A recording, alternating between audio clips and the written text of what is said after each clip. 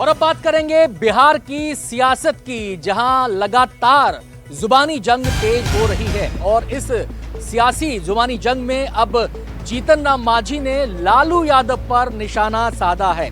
उन्होंने एनडीटीवी से खास बातचीत में कहा है कि लालू यादव ने सिर्फ और सिर्फ अपने परिवार को आगे रखा। आयोग ने उन्हें नोटिस देकर सही काम किया है। हमें मुख्यमंत्री पद से हटाने का काम भी लालू यादव ने किया। चुनाव में सम्मानजनक सीटें मिलनी चाहिए। तमाम बातचीत में एनडीटीवी से अहम बातें बोली हैं। एक जगह एक तरीके से उन्होंने कई बातें यहां पर कही हैं। एक तरफ उन्होंने लालू यादव पर निशाना साधा है, साथ ही साथ जो सीट शेयरिंग है उसको लेकर भी अपनी बात कही है। इस बातचीत के मुख्य अंश अब आपको दिखाते हैं। केंद्रीय मंत्री जीतन राम मांझी साहब हमारे साथ हैं। सर, आपका बहुत बहुत शुक्रिया, आपने वक्त निकाला।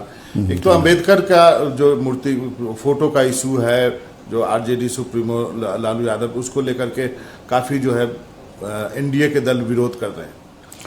देखिए, एनडीए के लोग विरोध कर रहे हैं, उचित कर रहे हैं, लेकिन अंबेडकर साहब के साथ जो दुर्व्यवहार किया गया है लालू जी के तरफ से, उससे मैं बहुत कोई आश्चर्य में नहीं हूँ, क्योंकि लालू यादव और उनके परिवार का फितरत ही है किसी दूसरे को नीचा दिखलाना, अपमानित करना। सिर्फ और सिर्फ उनको अपना अपना परिवार दिखता है।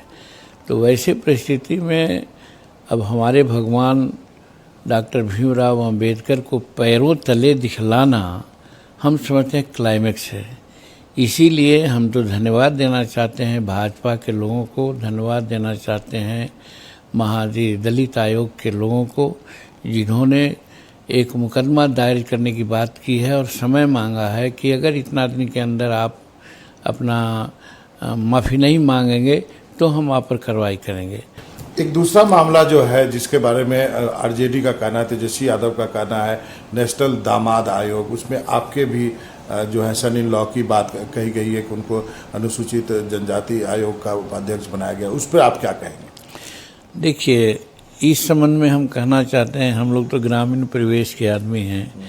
एक देहात में जुमला है, मुहावरा है कि चलनी दूसरे बढ़नी को, बढ़नी का थोड़ा सा दाग रहता है लेकिन चलनी में हजारों छेद रहते हैं।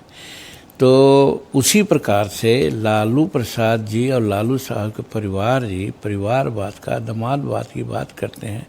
क्यों नहीं सोचते हैं कौन मेरी था? हमारा ट्वीट आया है, आप देखे होंगे, कौन मेरी था हमारे तेजस्वी जी को, जिनमें उन्होंने उप मुख्यमंत्री और मंत्री का कैंडिडेट बना रहे हैं।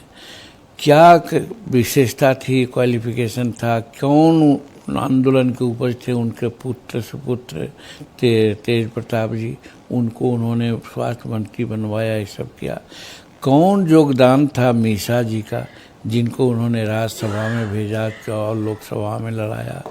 क्या योगदान उनके उस बेटी की जो सिंगापुर रहने वाली है, उसको ला करके यहाँ चुनाव लड़ाया?